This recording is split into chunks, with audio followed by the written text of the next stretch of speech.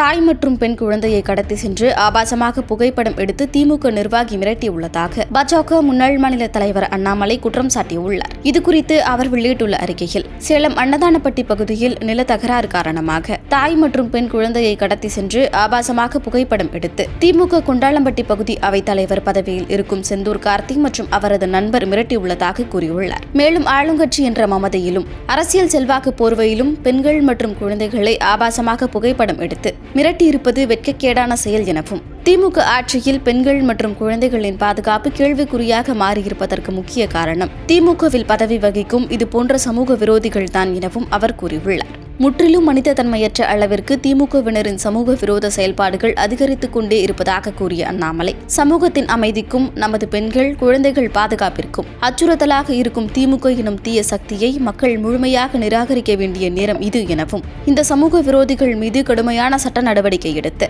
பாதிக்கப்பட்டவர்களுக்கு முழு நீதி கிடைக்க செய்ய வேண்டும் எனவும் தமிழக காவல்துறையை வலியுறுத்தியுள்ளார். செய்திகளை உள்ளது உள்ளபடி தெரிந்து கொள்ள ரெஃப்ளெக்ட் நியூஸை சப்ஸ்கிரைப் பண்ணுங்க.